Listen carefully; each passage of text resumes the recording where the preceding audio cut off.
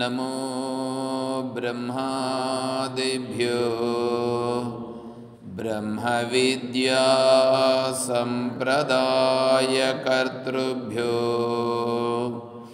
वंशऋषिभ्यो महद्भ्यो नमो गुरुभ्यः। शङ्कारूपेण मच्चित्तं पङ्कीकृतमभूद्यया किं करीयस्य सा माया शङ्कराचार्यमाश्रयेत्। ॐ युक्ताहारविहाराय विविक्तस्थलवासिने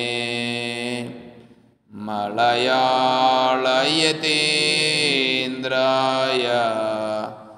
ब्रह्मनिष्ठाय ते नमः।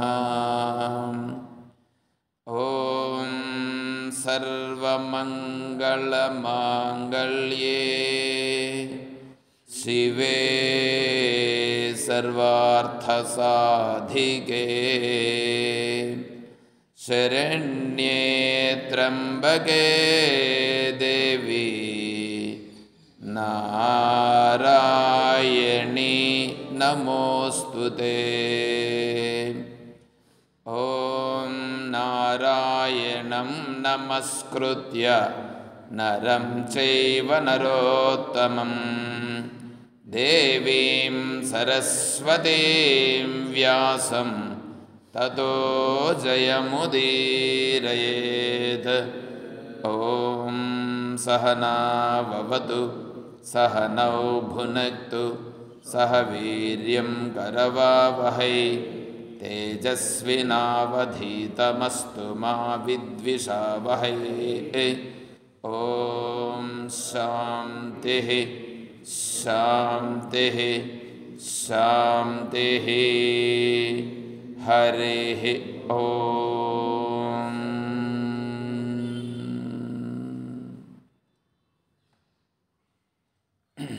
పరిపూర్ణ పరబ్రహ్మస్వరూపులకు ప్రియాత్మ బంధువులారా, ఓం.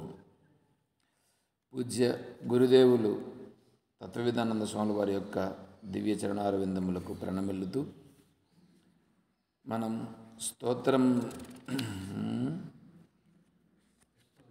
ప్రశ్నోత్తరి విచారించుకుంటున్నాం.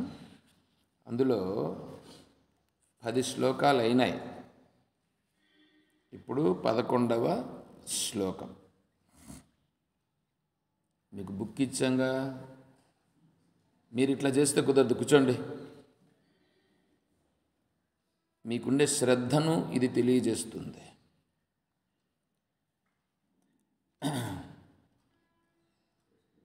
విద్యాహికా బ్రహ్మగతి ప్రదాయ బోధోహికో యస్తు విముక్తి హేతుః కో లాభః ఆత్మావగమో హి యో వైజితం జగత్కేన మనోహి ఏనా. ఇవి 4 ప్రశ్నలు కూడా ఉన్నాయి. 4 ప్రశ్నలు. మొదటిది ప్రశ్న అర్థం చేసుకోండి. విద్యాహి కా, విద్యా హి హీ హీ అనగా బికాజ్ అంటే విద్య విద్య ఏది, విద్య అనగా ఏది. విద్య అనంటే తెలుసుకొనుట. విద్య అంటే తెలుసుకొనుట. ఏమంటే చిన్నప్పటి నుంచి చూడండి మనం తెలుసుకుంటున్నామా లేదా? తెలుసుకుంటున్నాం. మొట్టమొదట ఏమీ తెలియదు, అలా ఉంటాం.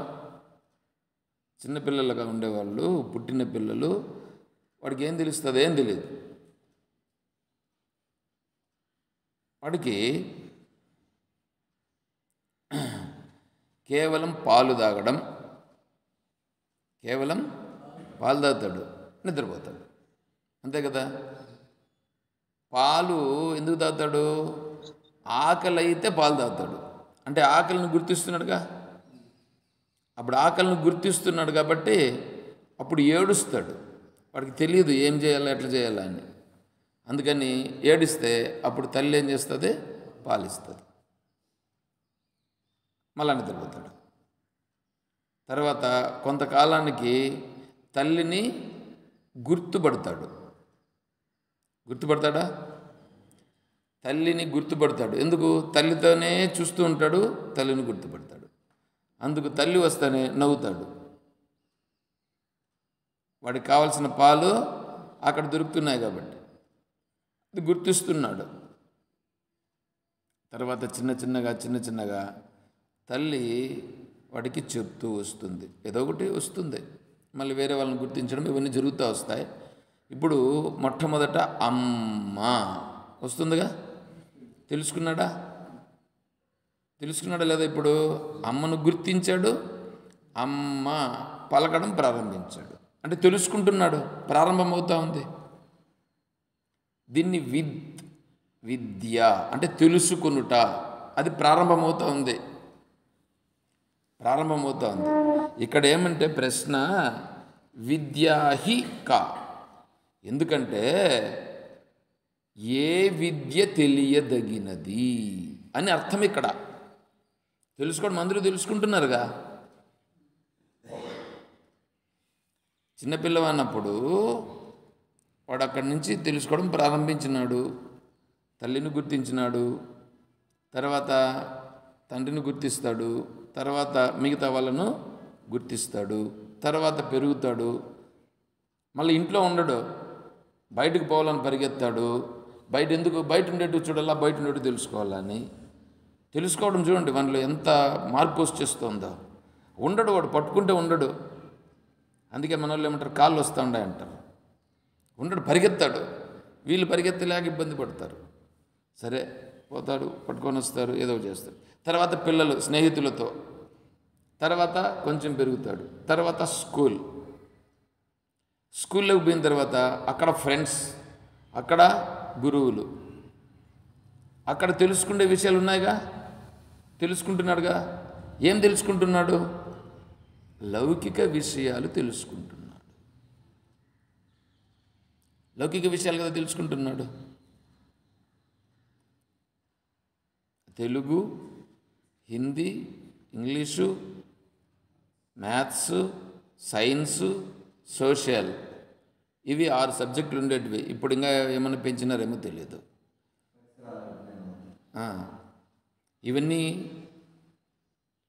ఇవన్నీ తెలుసుకుంటున్నాడు. అంటే ఇప్పుడేమి, వీడికి ఇవన్నీ తెలుస్తున్నాయి, ఒకటొకటి తెలుస్తున్నాయి.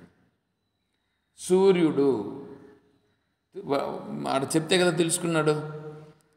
చంద్రుడు తెలుసుకున్నాడు. సూర్యుడు మనకు తెలిసిందేంటి?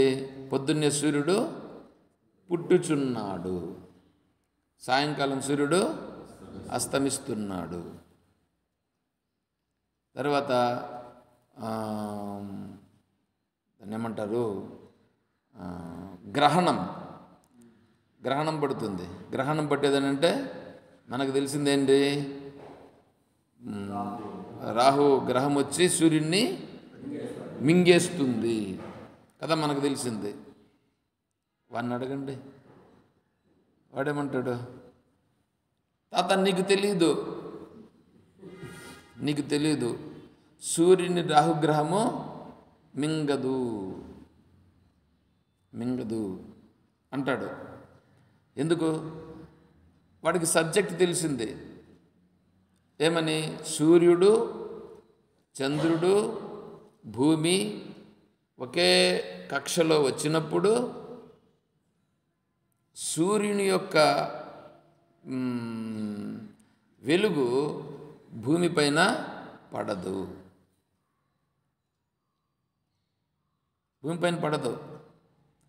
చంద్రుడేమో భూమి చుట్టూ తిరుగుతూ ఉంటాడండి. తిరుగుతూ ఉంటాడా? ఇట్లా తిరుగుతూ ఉన్నప్పుడు ఈ సూర్యుడు తిరగడు. సూర్యుడు పుడతాడా?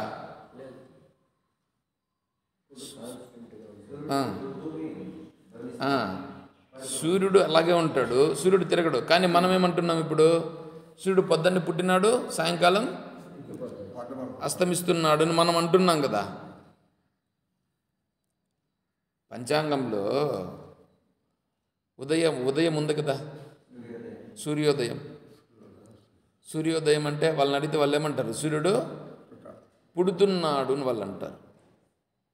అండ్ మీరు చెప్పండి, సూర్యుడు పుడుతున్నాడా? సూర్యుడు పుడుతున్నాడా? లేదు కదా. మరి పంచాంగం ఏం చెప్తోంది? సూర్యోదయం అంటుంది. సూర్యోదయం అంటే సూర్యుడు వస్తున్నాడు అని అంటున్నారు వాళ్ళు. వాళ్ళని అడగండి మీరు పంచాంగం వాళ్ళని.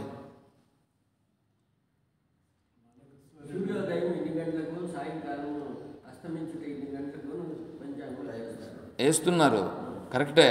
కానీ వాళ్ళని అడుగు, సూర్యుడు పుడుతున్నాడా, సూర్యుడు వస్తున్నాడా, లేకపోతే సూర్యుడు అక్కడే ఉన్నాడా?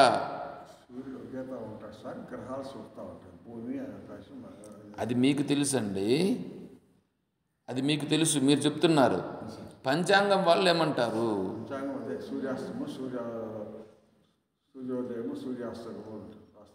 అంటే వాళ్ళ ఉద్దేశం ఏమి? వాళ్ళని అడిగినారు ఎప్పుడన్నా మీరు?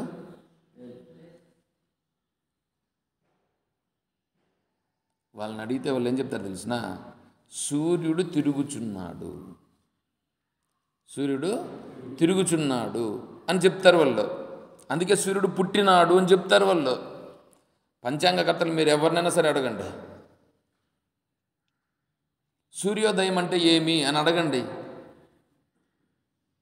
ఇప్పుడు వాళ్ళు చెప్పింది ఏమైంది? వాళ్ళు సపోజ్ ఒకవేళ సూర్యుడు పుట్టలేదు అని అన్నారని అనుకోండి, సూర్యోదయం ఎట్లా రాసినావు అని అడగండి. నేను చెప్పేది అర్థమవుతుందా?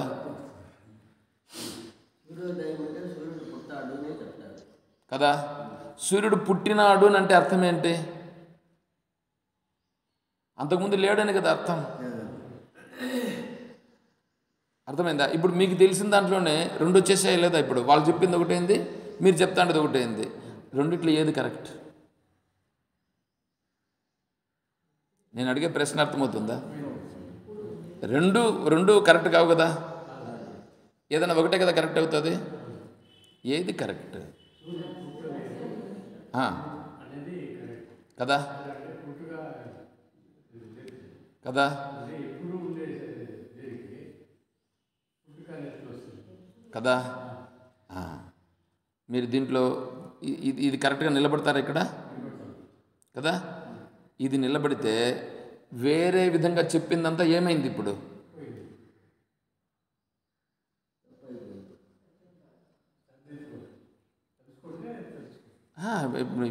ఇప్పుడు మీరు తెలుసుకుంటున్నారా, తెలుసుకోవట్లేదా? తెలుసుకుంటున్నారు కదా. తెలుసుకుంటూ ఉంటే అప్పుడు ఏమైంది? వేరేది ఇంకోటి ఏమైంది? అది తప్పే కదా. ఏమండి గుర్తించండి. విద్యాహిక నేను వేరే ఎక్కడికో పోయి చెప్పట్లా. విద్య అంటే తెలుసుకొనుట.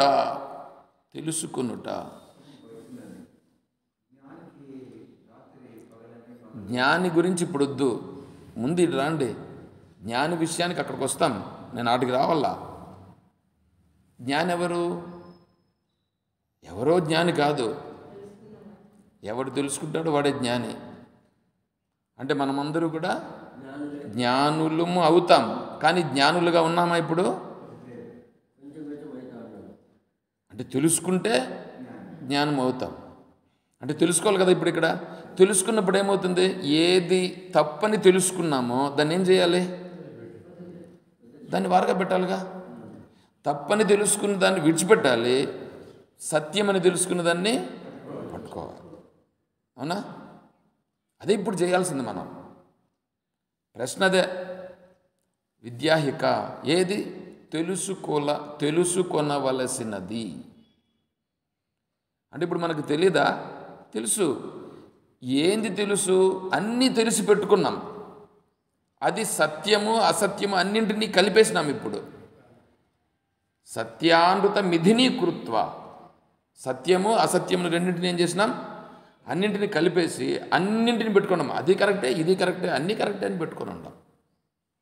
అందుకు ఇప్పుడు ఇక్కడ తెలుసుకునవలసినది ఏది? చూడండి, సూర్యుడు తిరిగేవాడు కాదు, తిరిగేది భూమి తిరుగుతుంది. అంతేనా? మధ్యలో రాహుగ్రహం కూడా వచ్చింది. రాహుగ్రహం అడ్డం వచ్చినప్పుడు భూమిపైన ఉన్నటువంటి వాళ్ళకి అప్పుడు సూర్యుడు కనిపించడు. అందరికీ కనిపించడా? ఒక జాగాలో మాత్రమే కనిపించకుండా ఉంటాడు. ఎందుకు? ఆ గ్రహం అక్కడ అడ్డం వచ్చింది. అంతేగాని రాహుగ్రహము సూర్యుడిని మింగగలదా? మింగలేదు. అది మింగుట లేదు, కక్కుట లేదు. మింగుట కక్కుట ఉందా? మింగుట లేదు, కక్కుట లేదు. ఇప్పుడు సూర్యగ్రహణం వచ్చినప్పుడు మన వాళ్ళందరూ ఏం చేస్తారు? గ్రహణం వచ్చింది, బయట పోతే దోషం అని కదా పోరు కదా.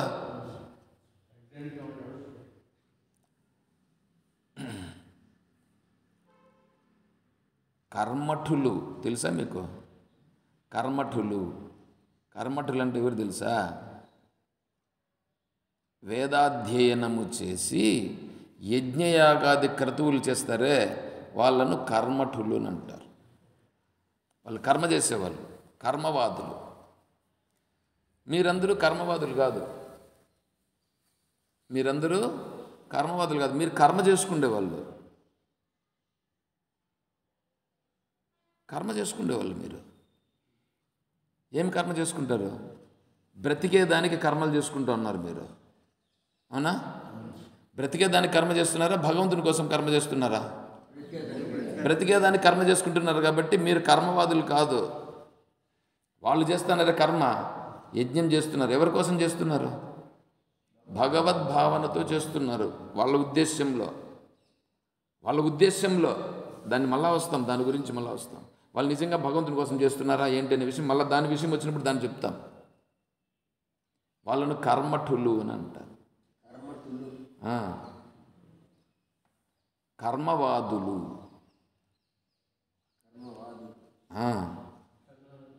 కుర్వన్నేవేహ కర్మాణి జిజీవిషేక్షతగం శమాః.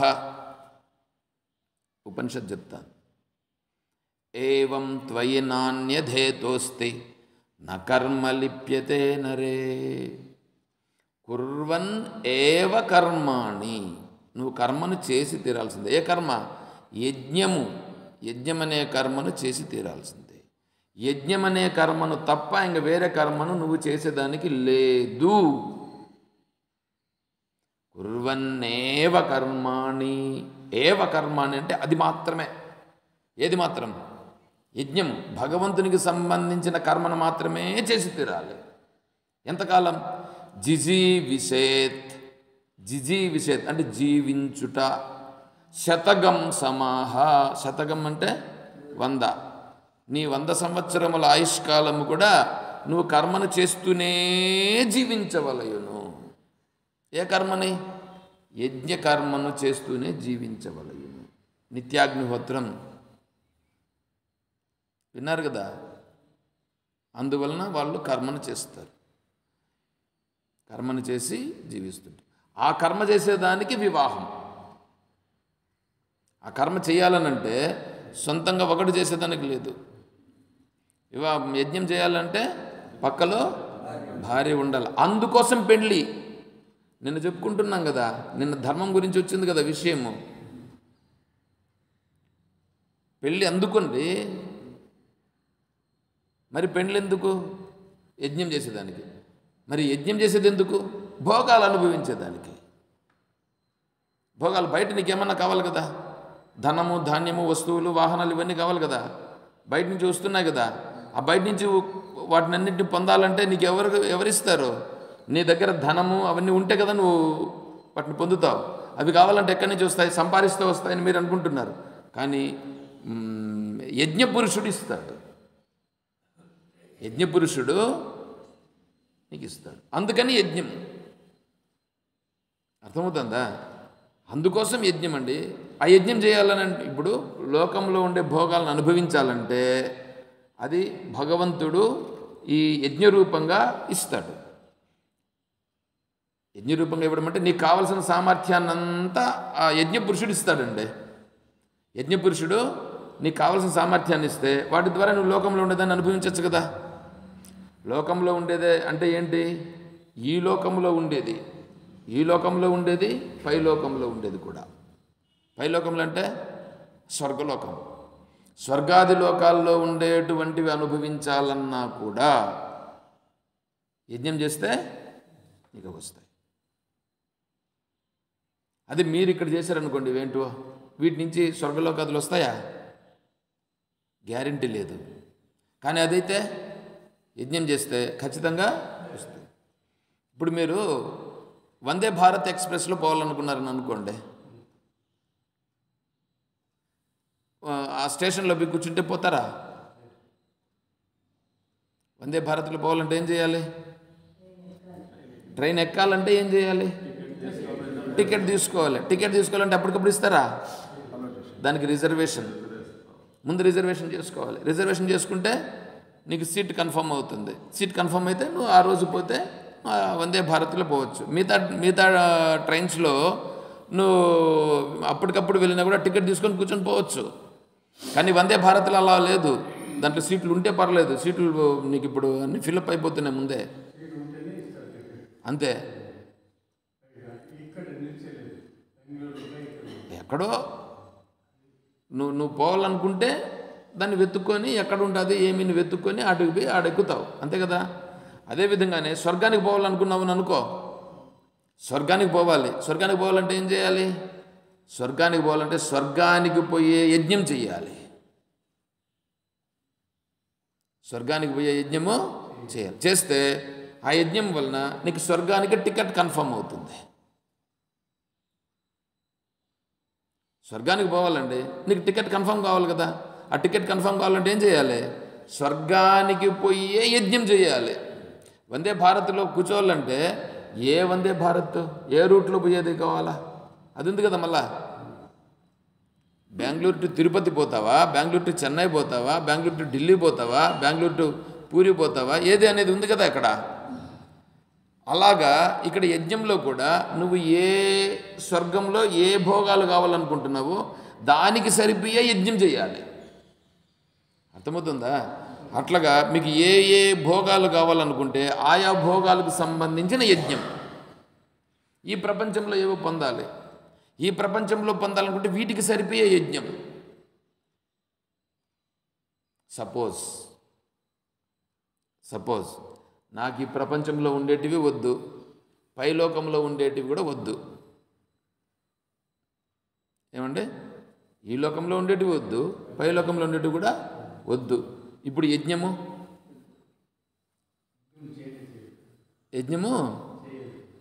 ఎందుకు చేయాలా? అవును. ఇప్పుడు నేనేమంటున్నాను? సపోజ్ అన్నాను కదా. సపోజ్ నువ్వేమనుకుంటున్నావు? ఈ లోకంలో ఉండేటి నాకు వద్దు, పై లోకంలో ఉండేటి కూడా నాకు వద్దు. ఇప్పుడు యజ్ఞం అవసరమా? అవసరం లేదు. అర్థమవుతుందా? అవును. నువ్వు ట్రైన్లో పోవాలనుకుంటే టికెట్ తీసుకోవాలా?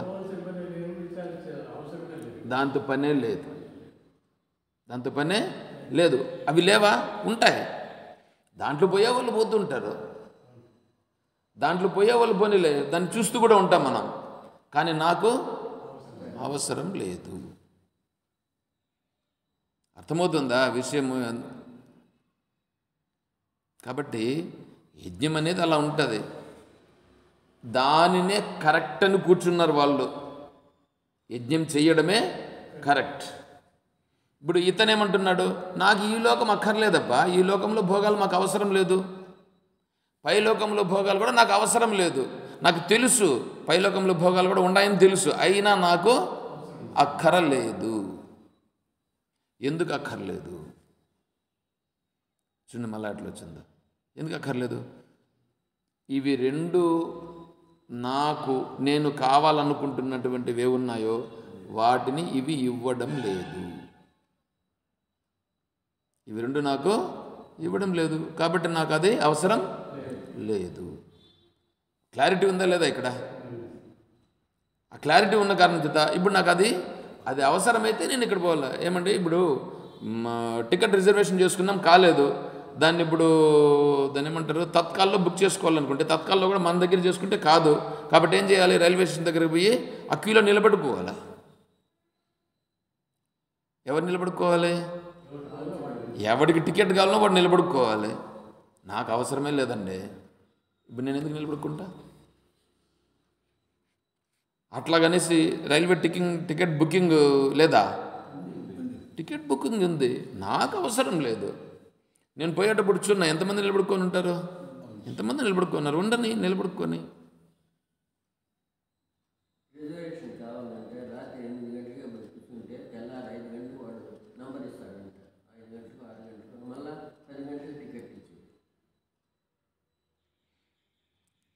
దానికి సంబంధించిన కష్టం పడాలిగా. నీకు టికెట్ కావాలనుకుంటే పోవాలి, కూర్చోవాలి, ఏదో చేసుకోవాలి. అదే విధముగానే ఇప్పుడు ఇక్కడ బయట ఉండే ప్రపంచంలో ఉండేటువంటి భోగములు కావాలనుకుంటే దానికి సరిపోయేటువంటి పనులు చేయాలి. ఇప్పుడు వాళ్ళు ఏం చెప్తున్నారు? సూర్యోదయము, నువ్వు సూర్యోదయం యజ్ఞం చేయాలి. యజ్ఞం చేయాలంటే షష్ఠి పనికిరాదు, అష్టమి పనికిరాదు. షష్ఠిలో ఎవరైనా చేస్తారా? అష్టమిలో చేస్తారా? సప్తమిలో చేస్తారా? సప్తమిలో ఏదో కొంతమంది చేస్తారు. దశమి ఏకాదశి అంటే చేస్తారు. పంచమి అంటే మంచిది. పాడ్యమి అమావాస్య, అయ్యయ్యో ఎవడయ్యా పెట్టింది, ఈ ముహూర్తం పెట్టింది ఎవరయ్యా అని అంటారు. అవునా?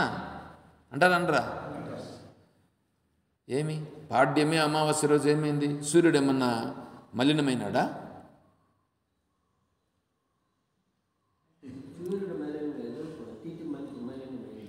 ఎవరు చెప్పారు నీకు?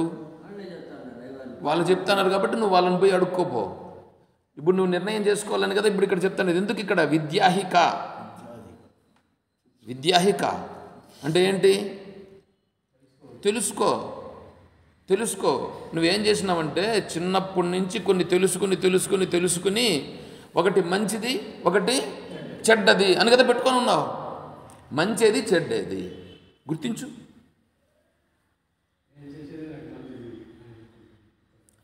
నువ్వు తెలుసుకున్నావు ఏమని? పాడ్యమి చెడ్డది అని తెలుసుకున్నావు.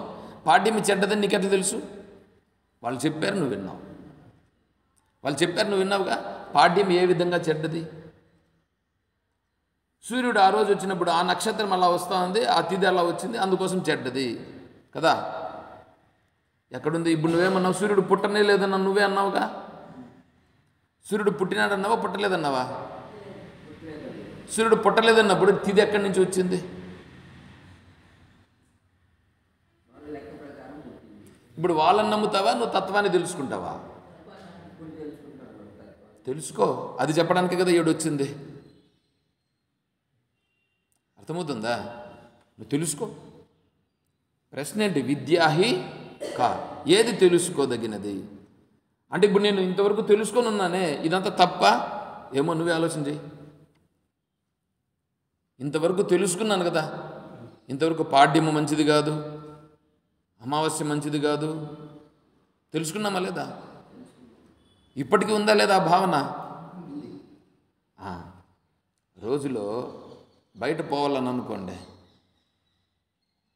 బయట పోవాలనంటే ఆ, శుభముహూర్తము, అశుభముహూర్తము, రాహుకాలము, యమగండము, గండకాలము, గుళిక కాలము ఏంటంటే ఉన్నాయి లేదా? పిల్లి అడ్డం వచ్చేది, ఇవన్నీ ఉన్నాయి లేదా? ఇవన్నీ చూస్తున్నామా లేదా? ఏమి అక్కడ జరుగుతున్నది? ఏమి అక్కడ జరుగుతుంది?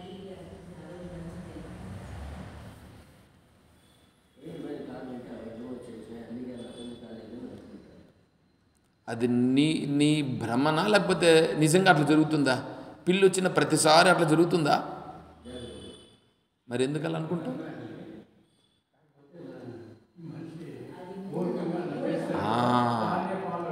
అంటే మీరు దానిని మీ మనస్సులో బాగా పెట్టుకుని ఉన్నారు. పెట్టుకొని ఉన్నారా లేదా? బాగా దృఢంగా పెట్టుకొని ఉన్నారు. ఇప్పుడు ఇదేం చేస్తూ ఉంది? ఇది వచ్చి కదిలిస్తూ ఉందా లేదా? ఇది ఇక్కడ కొంచెం కదిలిస్తూ ఉందా లేదా? దాన్ని అట్లాగే అవును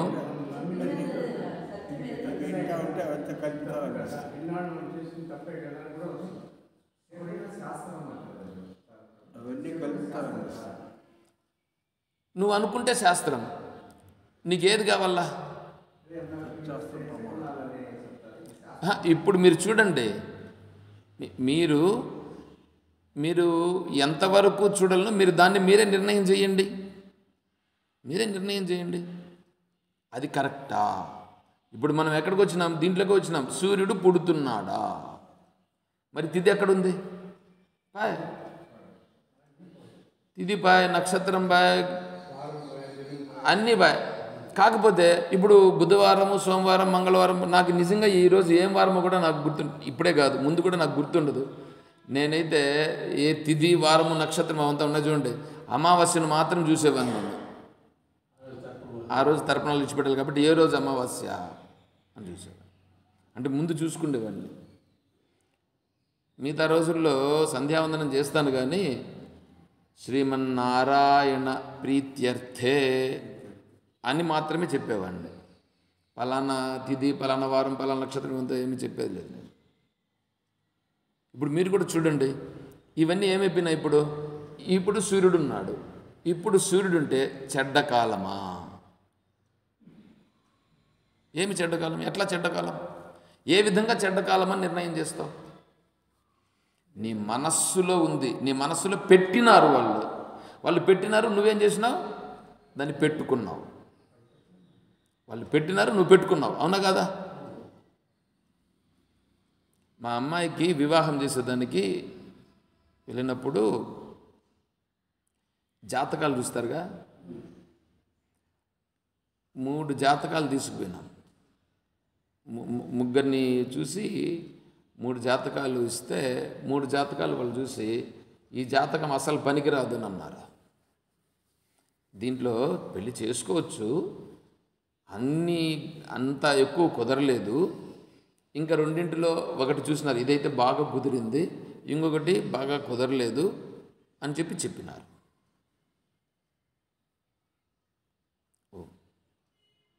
ఇలా చెప్పినప్పుడు సరే 3 జాతకాలను పరిశీలన చేసి లాస్ట్కి ఒకటి బాగా జరుగుతుంది అని అనుకున్నది, అది జరగలేదు. బాగా జరుగుతుంది అనుకున్నది, అది జరగలేదు. సరే 2వ స్థాయిలో ఉండేటువంటిది ఏమన్నా పనికొస్తుందేమో అని అనుకున్నా, అది జరగలేదు. 3వ స్థాయిలో ఉండేది, నేనైతే సైలెంట్ అయిపోయినా. నేనేం చెప్పలా, చేసుకోవాలన్నా చేసుకోకూడదా నేనేం చెప్పలేదు, సైలెంట్ అయిపోయినా. సైలెంట్ అయిపోతే సరే వాళ్ళే చేస్తూ ఉంటే నేను ఇంకేం నిజంగానే చెప్తున్నాను, నేను సైలెంట్గా చూస్తున్నా, ప్రేక్షకుని వల్లే చూసినాను. నేను ప్రేక్షకుని వల్లే చూచినాను. అవును, చూసిన తర్వాత వివాహం జరిగింది.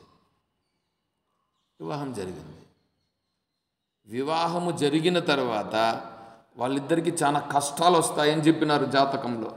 చెప్పినోడు సామాన్యుడు కాదు, జ్యోతిష్య శాస్త్రంలో పండితుడు, జ్యోతిష్యాన్ని గురించి విద్యాపీఠంలో చెప్పేవాడు.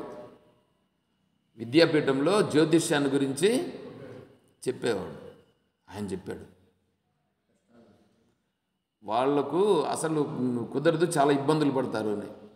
ఏమి ఇబ్బంది లేదు. ఇప్పుడు ఇంకా ఆ అబ్బాయి ఈ శాస్త్రాన్ని పట్టుకొని ముందుకు వస్తున్నాడు, భగవద్గీతను పట్టుకొని ముందుకు వస్తున్నాడు. వాళ్ళు చెప్పిన దాన్ని ఇక్కడ జరుగుతున్నది ఏమైంది? మా అమ్మాయి పుట్టిన తర్వాత ఆ పాపకు వివాహానికి ముందు వాళ్ళ అవ్వ చచ్చిపోతుందని చెప్పినారు జాతకంలో. ఇద్దరు గుండ్రాయిల మాదిరి ఉన్నారు. వాళ్ళ అమ్మ తరఫున వాళ్ళు బాగుంది, నాన్న తరఫున వాళ్ళు కూడా బాగున్నారు.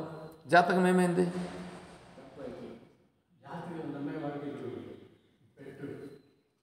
అవును కదా, ఇప్పుడు నేను అదే కదా చెప్తున్నాను.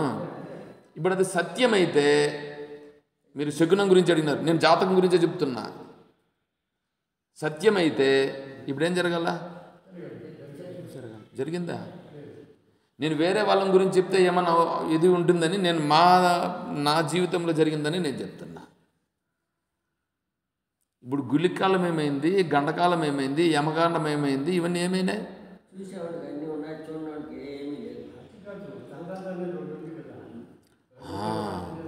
ఇప్పుడు మనం పట్టుకోవాల్సింది ఏంటంటే, నా బుద్ధి ఏది చూడకూడదు కాదు, మళ్ళా ఇదొకటి వస్తుంది ఏంటంటే, ఇప్పుడు మనం ఏమి చెయ్యాలి ఏమి చేయకూడదు అనే నిర్ణయం బాగా కరెక్ట్గా ఆలోచన చేయాలి. కరెక్ట్గా ఆలోచన చేయాలి. కానీ కరెక్ట్గా ఇప్పుడు మనం ఏం చేస్తున్నాము, బయలుదేరాలంటే ఇప్పుడు పిండ ప్రదానం చేసేదానికి పోతున్నాం.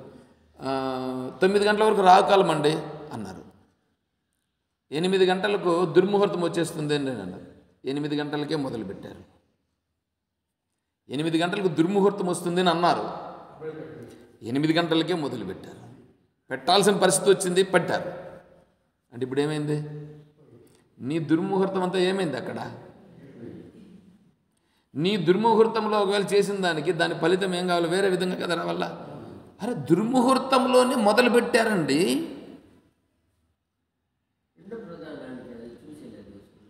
నీకేం తెలుసు? నీకు తెలుసా? పిండ ప్రదానం చేసేటప్పుడు వాళ్ళని అడుగు, చెప్తారు.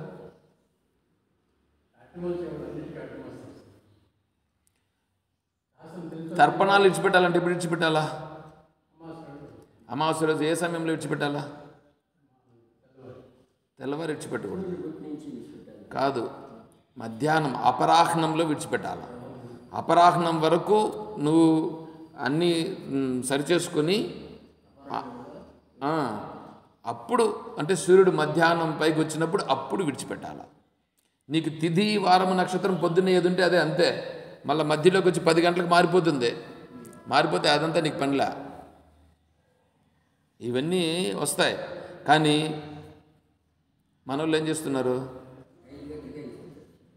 చెయ్యాలా? చెయ్యాలి. నామకే వాస్తే చేస్తున్నారు. అదన్నా కరెక్ట్గా చేస్తున్నారా? వాళ్ళు పట్టుకున్న సిద్ధాంతం అన్నా సక్రంగా పట్టుకున్నారా? అది లేదు. ఇప్పుడు వాళ్ళే చెప్తారని అనుకోండి, అయ్యా దుర్ముహూర్తం ఇప్పుడు పోకూడదు అని అంటారని అనుకోండి. ఇప్పుడు యజ్ఞం చేస్తున్నారండి. యజ్ఞం చేసేటప్పుడు పుష్పాలు అక్కడ సమర్పించాలి అనుకో. పుష్పాలు లేవు, అయిపోయినాయి. ఇప్పుడేమంటారు చెప్పండి? మీ అనుభవం చెప్పండి. పూజ చేస్తున్నారు, పుష్పాలు అయిపోయినాయి, అక్షతలు వేసాయి. చెప్తారా చెప్పరా? అంటే పుష్పాలు వేయాల్సిన ప్రదేశంలో అక్షతలు వేస్తే కూడా వస్త్రయుగ్మం సమర్పయామి ఏమిస్తారు? వస్త్రార్థం నువ్వు ఏది పెడతావో అది పెడతారు. పెట్టేస్తావో లేదా? ఇప్పుడు నేను ఒకటి అడుగుతాను, చెప్పండి. మీ మనస్సులో ఆ భావన ఉందా? ఆడ నిజంగా జరుగుతుందా కర్మ? నీ మనస్సులోకి ఆ భావన రావడం కోసం ఆ పని చేస్తున్నావా? ఇప్పుడు వస్త్రయుగ్మం సమర్పయామి, నీ మనస్సులో నేను వస్త్రాన్ని భగవంతుడికి సమర్పిస్తున్నాను అనే దృష్టితో కదా నువ్వు వస్తుంది. అంటే నీ మనస్సులోకి వస్త్రయుగ్మం సమర్పిస్తున్నట్లుగా ఉందా, లేదా ఆడు నిజంగా వస్త్రం సమర్పిస్తున్నావా? అంటే మనస్సులో ఈ భావన రావడానికి బయట నువ్వు ఆ పని చేస్తున్నావు, అంతేనా? అంటే బయట కరెక్టా, మనసులో కరెక్టా? మనసులో చేసేది కదా కరెక్ట్. మనస్సులో ఆ భావన రావడానికి బయట చేస్తున్నావు, అంతేనా? అదేవిధంగానే ఇక్కడ ఇవన్నీ ఇంతే, ఇవన్నీ ఇంతే. దుర్ముహూర్తము, గండకాలం, యమకాలం ఇవన్నీ ఏమైపోయినాయి. ఇప్పుడు నీవు కరెక్ట్గా ఆలోచన చేసి, ఇప్పుడు పొద్దున్నే 7 గంటలకు బస్సు అండి, లేకపోతే 7 గంటలకు ట్రైన్ అండి, 7 గంటలకు ట్రైన్. ఇప్పుడు రాహుకాలం ఎన్ని గంటలకు స్టార్ట్ అవుతుంది? సోమవారం 7:30కు మొదలవుతుంది. 7:30కే ట్రైన్ అని అనుకో, 7:30కే ట్రైను. 7:30కి ట్రైన్ అంటే ట్రైన్లో కాలు పెట్టాల్సింది 7:30కి వచ్చింది. కాలు పెట్టాలనే పెట్టకూడదా?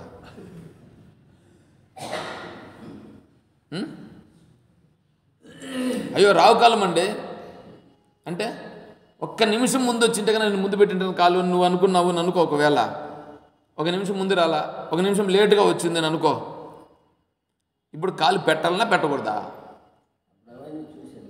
ఆహా, అంటే నీకు సరిపోయే సమయంలో లెక్కలేదు, నీకు సరిపోయే సమయంలో లెక్కలేదు, మిగతా సమయాల్లో అది అంటే అది కరెక్టా?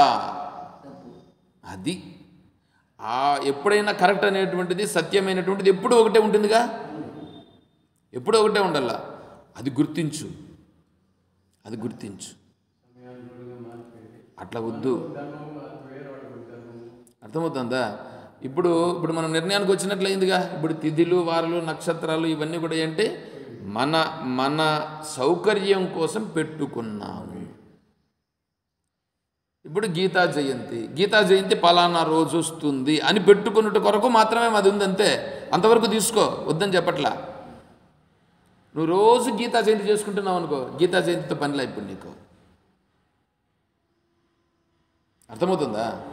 రోజు గీతా జయంతి అంటే భగవద్గీతని పట్టుకున్నావు, భగవద్గీతను విచారణ చేసుకుంటున్నావు, భగవద్గీతను తెలుసుకుంటున్నావు, ఇంకా గీతా జయంతి ఏంటి?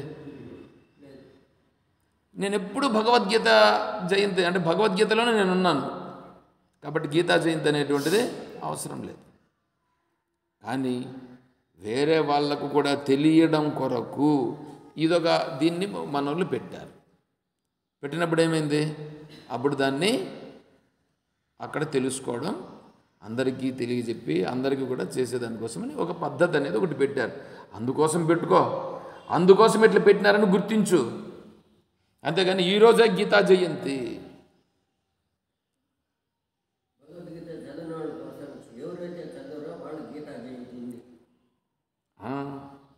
వాళ్ళని దృష్టిలో పెట్టుకొని చెప్పు, నేను అట్లా చెప్తున్నానని చెప్పు, అంతేగాని ఈరోజే గీతా జయంతి అని అంటే ఎట్లా?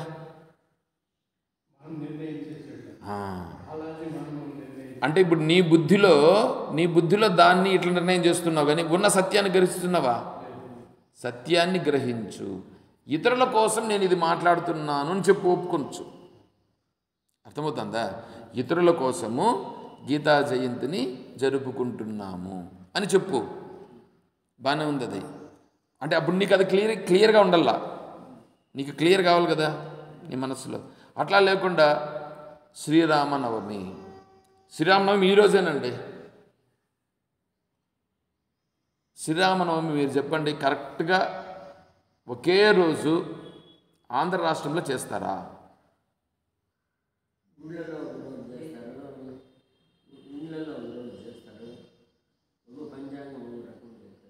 ఒక్కొక్క పంచాంగము చెప్తుందా? ఆ పంచాంగం ఫాలో అయ్యే వాళ్ళు ఒకరోజు చేసుకుంటారు, ఈ పంచాంగం ఫాలో అయ్యే వాళ్ళు ఇంకో రోజు చేస్తారు. ఏమంటే శ్రీరామనవమి ఒక రోజు పుట్టినాడా, 2 రోజులు పుట్టినాడు ఆయన? నేను ఆంధ్ర రాష్ట్రం గురించి అడుగుతున్నా, వేరే రాష్ట్రం వరకు పోలా. నేను ఆంధ్ర రాష్ట్రంలోనే చెప్పప్పా. తిరుమలలో ఒకరోజు చేస్తారు, కాళహస్తిలో ఒకరోజు చేస్తారు. భద్రాచలం మందే వాళ్ళదా? మంది కాదుగా, తెలంగాణ కదా. నేను అందుకని తెలంగాణ గురించి వాళ్ళు తెలుగు వాళ్ళైనా నేను మాట్లాడింది ఏమి ఆంధ్ర రాష్ట్రంలోని మాట్లాడినా. ఆంధ్ర రాష్ట్రంలోకి వచ్చేటప్పటికే మారిపోతుంది. సత్యమా? సత్యమా? అది తెలుసుకో, అది తెలుసుకో అని చెప్తున్నారు ఇప్పుడు ఇక్కడ. ఏది సత్యము? ఇప్పుడు వీటన్నింటినీ నేను ఇంక ఇక్కడ విమర్శ చేయాలా? ఎన్ని విమర్శ చేయాలంటే నేను ఎన్ని విమర్శ చేయాల్సి వస్తుంది. దీనిపైన కొనసాగుతుంది. దీనిపైన ఏది తెలుసుకొనదగినది? అర్థమవుతుందా? దీన్ని పరిశీలన చేయాలన్నా వద్దా? ఎంత పరిశీలన చేయాలంటే ఇదే పరిశీలన చేయాల్సింది. దీన్ని మళ్ళీ మనం రేపు, టైం చాలా ఎక్కువైంది. సరే,